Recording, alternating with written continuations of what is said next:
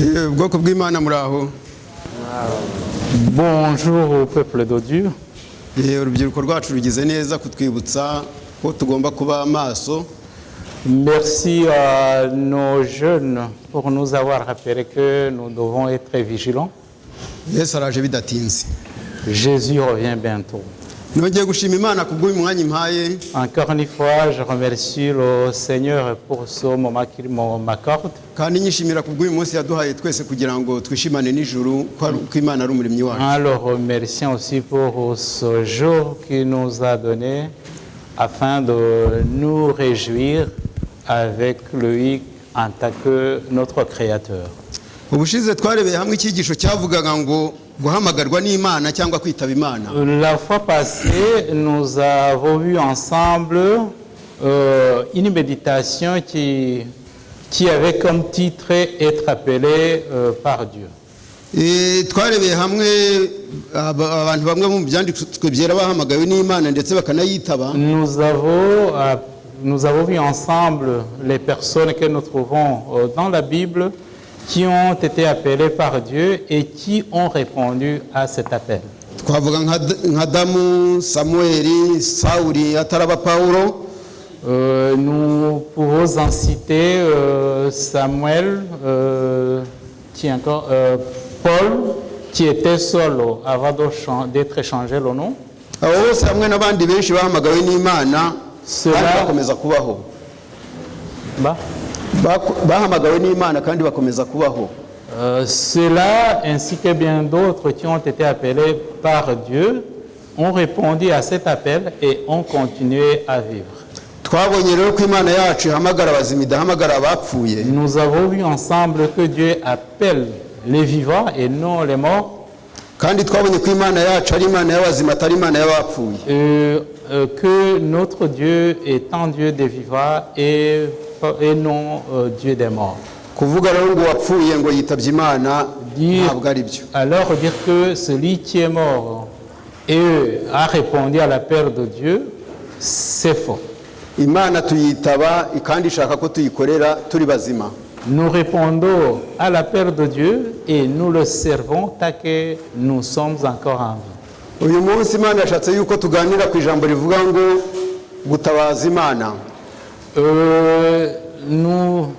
Dieu a inspiré la méditation, la prédication qui a comme titre appel à Dieu ou bien recourir à Dieu.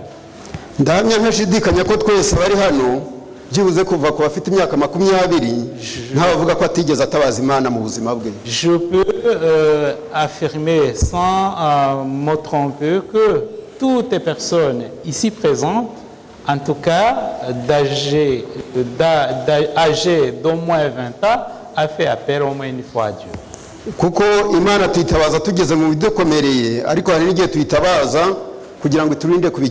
Nous appelons ou bien nous implorons l'aide de Dieu car nous sommes dans des situations difficiles.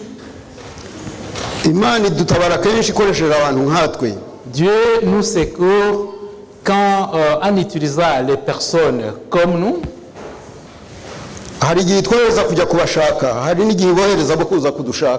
Il arrive qu'il nous envoie vers ces humains ou bien qu'il les envoie vers nous.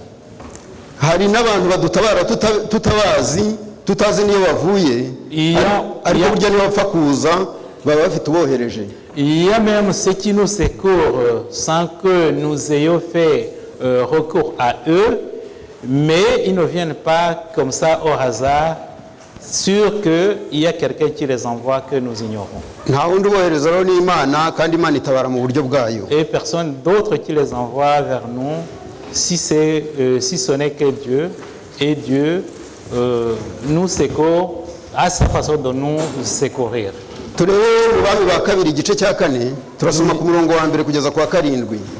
Nous lisons dans 2 Rois, chapitre 4, les 7 premiers versets.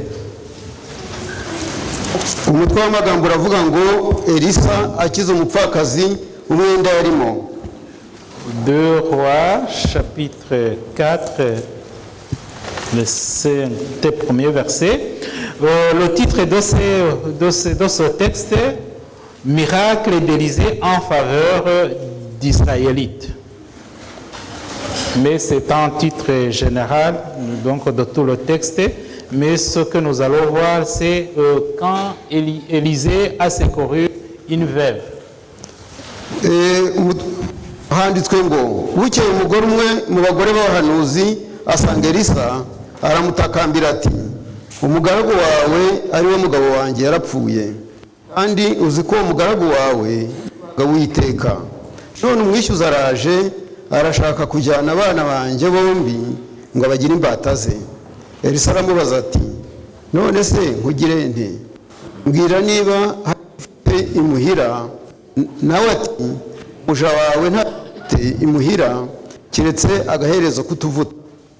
Aramubwira ati genda utire ibintu birimo ubusa mu baturanyi bawe bose ariko ntutire bike maze winjirane mu nzu n'abana bawe utige utwo tuvuta udusuke muri ibyo bintu byose ikintu cyose uko cyuzuye ukibike.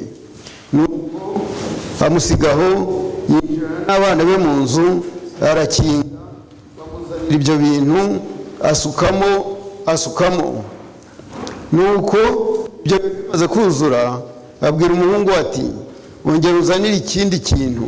Nawe aramusubiza ati nta kindi gisigaye. Uwo mwanya amavuta arorera kuza. Hanyuma asanga uwo muntu w'Imana arabimubwira. Nawe ati genda ugure cyangwa ugurishe ayo mavuta wishyura umwenda wawe asigara agutungane n'abana bawe. Le texte était affiché. Abasesengura rero neza inyandiko ntabwo batubwira uyu mugore uwo ari we ntibatubwira n'umugabo we.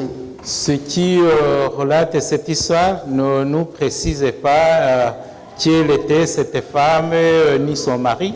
Ariko abasesengura inyandiko bagasesengura n'indi yo mu bami ba mbere igice cya 18 kuva ku murongo wa mbere kugeza ku 16 basanga uyu mugore uvugwa mu bami ba mbere mu bami wa kabiri ari muka Obadiya.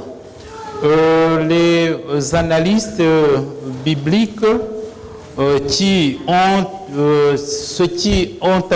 associé ce texte des 2 rois, chapitre 4, et celui d'un roi, chapitre 18, et pense qu'il s'agit de la femme du prophète Obadiah. Igice cya 18 ntabwo tugisoma cyose ariko reka dusome ku murongo abami ba mbere igice cya 18 umurongo wa 3 n'uwa 4. On ne va pas lire tout le texte de 1 roi chapitre 18, mais on se contentera de lire les versets 3 et 4. Ubwo Ahabu ahamagara Obadiya umugaragu we. Obadiya yubahaga Uwiteka cyane ndetse ubwo Yezebeli yicaga abahanuzi b'Uwiteka Obadiya yajyanye bamwe muri bo 100 abahisha 50 mu buvumo bubiri akajya bagaburiramo imitsima n'amazi yo kunywa. Le texte était affiché. Batubwiye rero Obadiya. On nous parle d'Obadias. Abdias, c'est vrai. Pardon. Abdias. Obadiya rero batubwiye yuko yakoraga ibwami mu rugo rw'umwami. Abdias était serviteur à la cour. Ubwo rero ubwo umwamikazi yagiraga umugambi mubisha wo kugira ngo arimbure abahanuzi b'Uwiteka. Quand la reine avait projeté d'exterminer les hommes de Dieu, hari ukuntu burya umuntu ukora mu rugo uri iwawe ijambo yumvise uwo mugambi mubisha wamuguye mu gutwi. Il a pu savoir ce mauvais projet de la reine. Nuko aragenda afata abahanuzi b'Uwiteka byibuze ashoboye gukizamo abahanuzi 100. Alors il est allé chercher les prophètes de Dieu et en a caché 100. twasomye yuko yafashe 50 abashyira mu buvumo bumwe afata abandi 50 abashyira mu bundi buvumo. Nous avons lu qu'il les a répartis en 2 groupes de 50. Twabonye ko abagaburiraga imitsima n'amazi ariko mu gifaransa bavuze ngo ni pain n'imigati, mbese n'imigati yabahaga. Nous avons lu qu'il les nourrissait de pain. Murumva rero yuko Obadiya yakoze igikorwa gikomeye cyane gutunga abantu 100. Nous constatons que Obadias a fait quand même un grand travail de nourrir 100 personnes. Twabonye ko uyu mugore ugaragara yuko ari umugore wa Obadiya yari umupfakazi, ni ukuvuga yuko Obadiya yari yarapfuye. Nous avons vu que Obadias était mort et sa veuve nous est relatée dans le texte. Tubwirwa kandi ko uyu mugabo yarimo amadeni kandi umwishyuza ashaka gutwara abahungu be babiri ngo abagire imbata ze. Nous avons lu également que quand Obadias est mort, il avait laissé des dettes derrière lui. Tubitekereje rero murabona yuko uyu mugore ntawe yarasigaye. Si nous y réfléchissons bien, nous voyons que cette veuve était dépourvue. Yari umupfakazi. Veuve. Icyo ni ikibazo cya mbere. Un premier problème. None n'abahungu be yari afite babiri bari amaboko ye nabo bashaka kubatwara kugira ngo bagire imbata. Et voilà que ces 2 fils qui lui restaient allaient être pris comme esclaves par le créancier de leur père. Aba bahungu ntibari kuba imbata igihe gitoya kuko byumvikana yuko ise yari yaragiye mu ideni rikomeye cyane. Ces fils et 2 fils allaient être esclaves pour longtemps. Guhisha abahanuzi 100 kandi akabitaho akabagaburira, murumva ko ari umurimo ukomeye. Cacher 100 prophètes et pouvoir les nourrir, c'est pas chose facile. Hari uwavuga ati kera ibiryo bya kera ntabwo byahendaga. On peut penser peut-être que dans le temps, nourrir les personnes était facile. Ariko rero tubwirwa yuko abantu ba kera bari abagabo banini, bari abantu banini, abagore banini, abagabo banini, kandi mbese urumva barafunguraga. On nous raconte que les gens de cette époque étaient géants et il va sans dire que la consommation, bien leur nourriture, la quantité de nourriture qu'ils consommaient était conséquente. Turebe mbese mu itangiriro igice cya mbere. Itangira igice cya 27 kuva ku murongo wa mbere kugeza ku wa 10. Lisons également dans le livre de Genèse, chapitre 27, du verset 1 à 10. Ngo Rebeka yoshya Yakobo kuriganya se. Haranditswe ngo Isaka ashaje amaso yamaze kuba birorirori, ahamagara imfura ye Esawu ati mwana wanjye, aritaba ati karame. Aramubwira ati dore ndi umusaza sinzi igihe nzapfira, none ndakwinginze enda ibyo uhigisha ikirimba cyawe n'umuheto wawe, uje mu ishyamba umpigire umuhigo, untekere inyama ziryoshye nk'izo nkunda, uzinzanire nzirye mbone kuguhesha umugisha ntarapfa. Rebeka yumvise akabwira umwana we Esawu. Esawu ajya mu ishyamba guhiga ngo ahigurire se umuhigo. Rebeka abwira Yakobo umwana we ati numvise so abwira Esawu mwene so ati mpigurire umuhigo, untekere inyama ziryoshye nzirye, nguheshereze umugisha mu maso y'Uwiteka ntarapfa. Nuko none mwana wanjye wumvira ibyo ngiye kugutegeka. Jya mu mukumbi unzanire abana b'ihene beza 2, nanjye ndabatekera so babinyama ziryoshye zimeze nk'izakunda, nawe uzishyire so azirya guhesha umugisha. Le texte est projeté. Hano rero tubonye yuko umusaza utakireba, utakimenya no gutandukanya abana be, bamutekeye ihene 2 arazirya arazimara. Nous venons de voir que un vieillard âgé qui ne voyait même plus. On lui a préparé 2 chevreaux et il les a tous consommés. ubwo rero ubugari yarishaga ubugari bumara ihene ebyiri muri bazo uko bungana.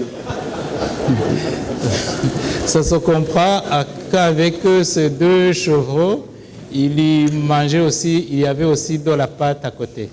Niba se umusaza nk'uwo yaryaga ihene ebyiri abameze nka bamwe hano muri eglise mwita bamuzehe ubwo bagishobora kuza nkabo baryaga zingahe.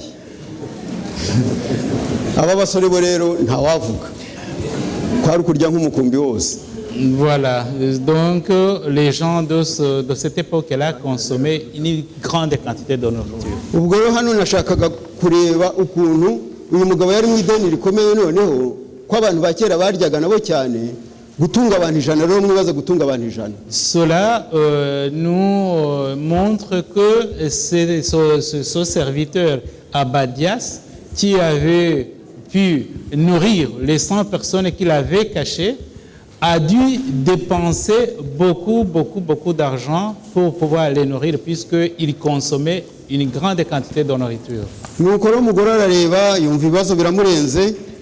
Alors sa veuve, submergée par des problèmes, a décidé d'aller voir le prophète de l'Éternel. Et alors elle est partie lui raconter le problème qu'il venait de raconter. Dans le temps, Dieu parlait aux hommes à travers les prophètes.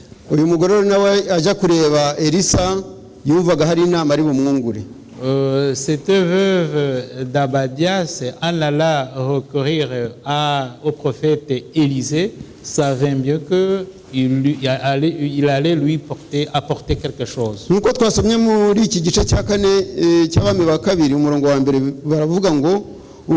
Bukeye umugore umwe wo mu bagore b'abahanuzi asanga Elisa aramutakambira ati umugaragu wawe ari we mugabo wanjye yarapfuye kandi uzi ko uwo mugaragu wawe yubahaga Uwiteka none umwishyuza araje arashaka kujyana abana banjye bombi ngo bagire imbata ze. Hano rero biragaragara yuko Elisa yarasanzwe azi umugabo w'uyu mugore yarasanzwe azi Obadiya. D'après ce que nous venons de lire dans 2 Rois chapitre 4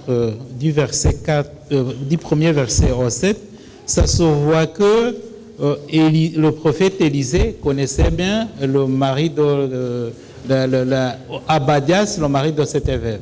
Birashoboka yuko mubo Abadiya yatungiye muri baravumo na Elisa yarimo.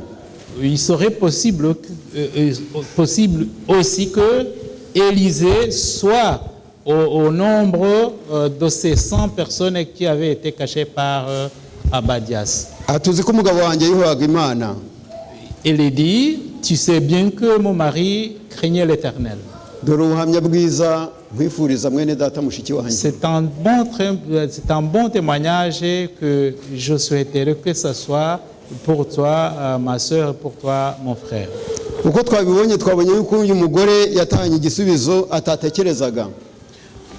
Nous avons vu que cette veuve a eu une réponse à laquelle elle ne s'attendait pas. Elle est rentrée satisfaite de la solution lui proposée par le prophète. Cédric a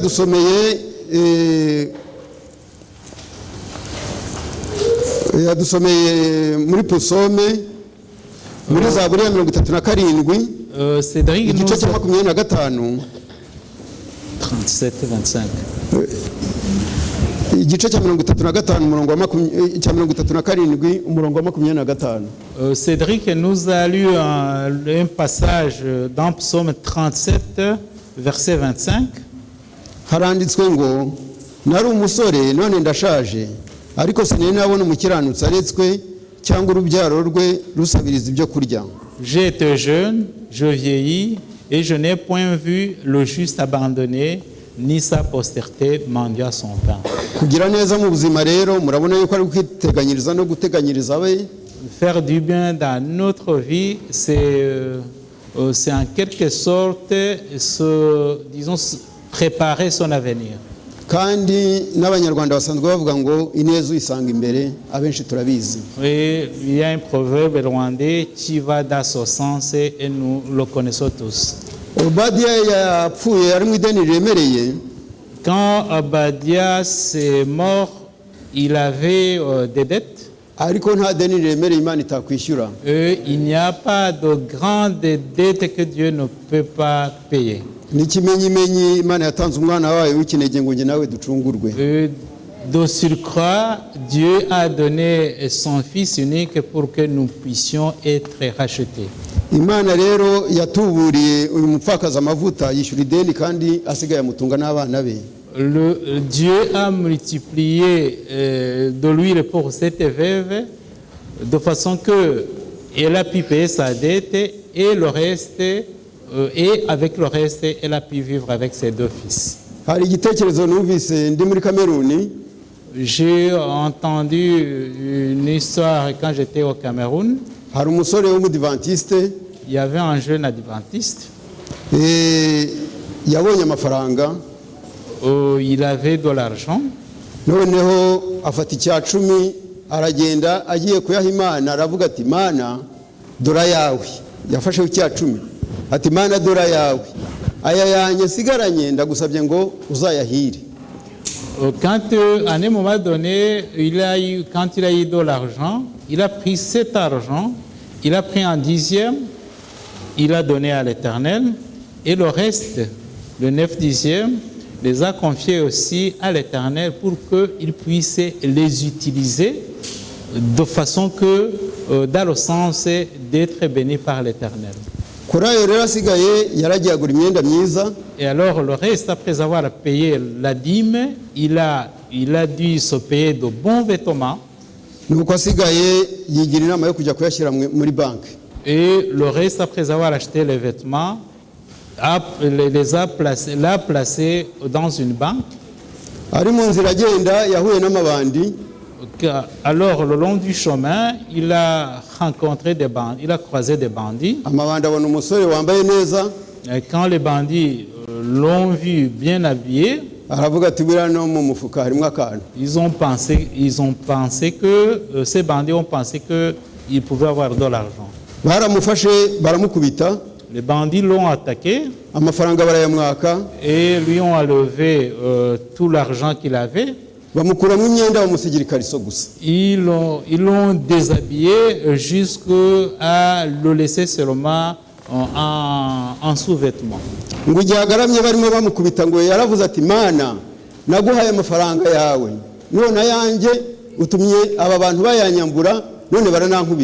Et pendant qu'on était en train de le tabasser, il a crié à l'Éternel, a dit, Seigneur, j'ai pris un 10e de l'argent que j'avais, je te l'ai donné, et le reste qui me revenait, et voilà, les bandits m'attaquent et m'en enlèvent. Je t'avais demandé de bénir ce qui me restait, et voilà maintenant, on me l'aura vu. Au moment même, est arrivé à Paris une voiture remplie, pleine de beaucoup de personnes.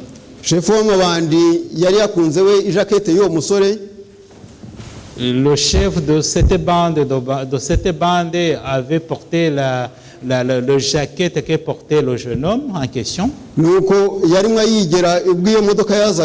Et au moment où le véhicule est arrivé, ce chef de bande était en train de mettre la jaquette du jeune homme. Alors, les bandits qui étaient avec lui se sont enfuis.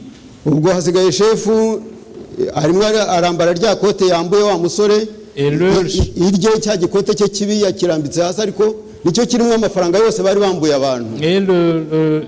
chef de la bande des bandits était en train de mettre le jaquette de l'homme, et tout en mettant ce que il portait avant et elle avait déposé là à côté de lui. naye wa musore bari bayahaye shefu nawe yashyize mu iryo kote. Et la veste qu'il portait avant, qui était sale, mais en même temps, c'était là où on avait mis tout l'argent qu'on avait dépouillé aux gens. Shefu rero n'ubwoba bwinshi yafashe cya gikote cyamaze kwambara akijugunyira wa musore akomeza wagenda yiruka. Alors quand le véhicule plein de personnes est arrivé, le chef de bandit a jeté sa vieille veste à cet homme et puis il a couru aussi.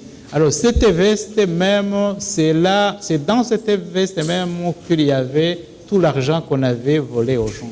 Nuko wa musore afata cya gikote kugira ngo yikinge kuko yari yasagaranye ikariso yonyine. Alors le jeune homme en question à qui on avait volé de l'argent a pris cette vieille veste pour pouvoir couvrir son corps parce qu'on lui avait laissé seulement avec un maillot. Abari mu modoka baje nibwo bamushyize mu modoka baramutwara bamukura aho ngaho.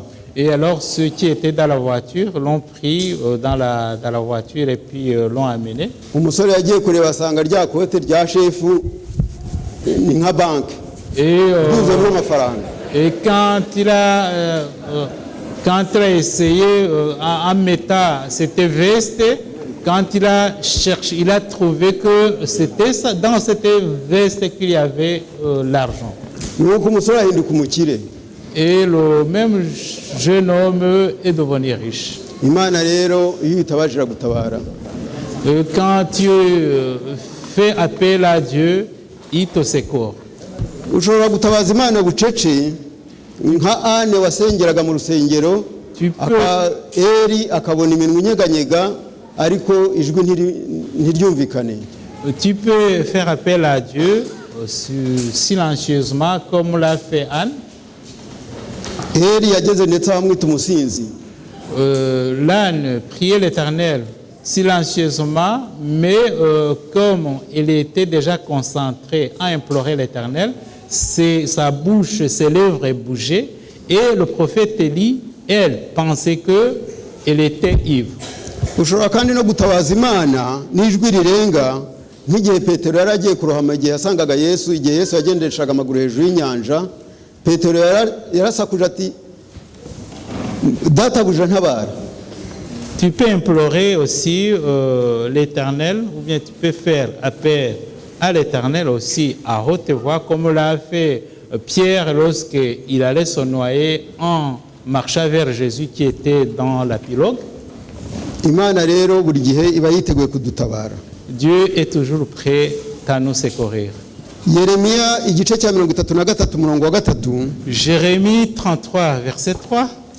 Handitswe ngo ntabaza ndagutabara nkwereke ibikomeye biruhije utamenya.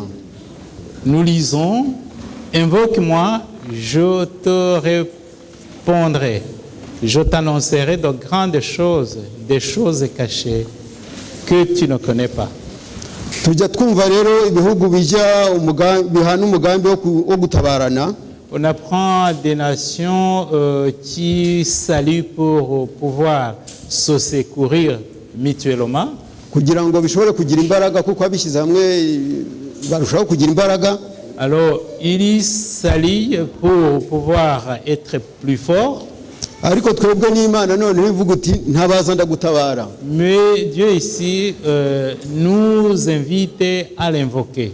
Ndetse Imana iratubwira iti ntabaza nzagutabara kandi nkwereke ibikomeye utaruzi. Dieu nous promet de nous secourir et de nous annoncer de grandes choses que nous ignorons. Imana yacu rero ishimwe cyane. Notre Dieu, merci à notre Dieu.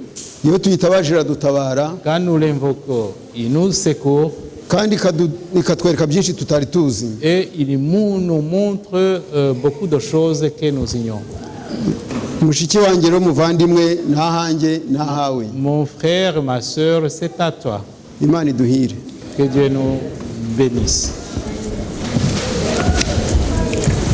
Imana. Prions Dieu. Nyagasani Imana yacu mubyeyi mwiza. Le Seigneur, notre Père, niwe buhungiro bwacu niwe gutabarwa kwacu. Tu es notre refuge.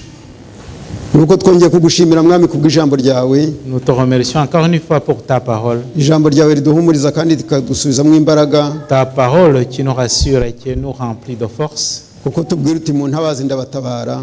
Tu nous dis de t'invoquer, tu nous secoueriras. Kandi mbereke ibikomeye mutari muzi. Et tu nous montreras les choses que nous ignorons jusque-là. Mwami dufite umwazi satani buri gihe udutera. Le diable est là pour nous attaquer. Ariko tuzi yuko ufite abamarayika baturinda iteka ryose. Mais nous savons mieux que tes anges nous protègent tous les jours. Ushimwe data mwiza. Que ton nom soit loué, Seigneur. Nuko tubonye tugusabye kugira ngo mwami iteka ryose tujye twihatira gukora ibyiza. Nous te demandons de nous, Seigneur, de faire en sorte que nous faisons toujours du bien. Nuko uriya mugaragu wawe yari yarashoboye gukiza abahanuzi bawe 100. Comme c'est ton serviteur Abadias qui a pu cacher tes 100 prophètes. Natwe tugusabye kugira ngo mu buzima bwacu tujye dukora ibikwiriye. Nous aussi, nous te demandons de nous permettre, Seigneur, de faire tout ce qui convient dans notre vie. Nkuko bigaragara ineza dukora mu buzima ntabwo ipfa ubusa. Comme nous le savons, Seigneur, le bien que nous faisons ne passe pas inaperçu. Nuko mwami ni wowe byiringiro byacu. Seigneur, notre espérance.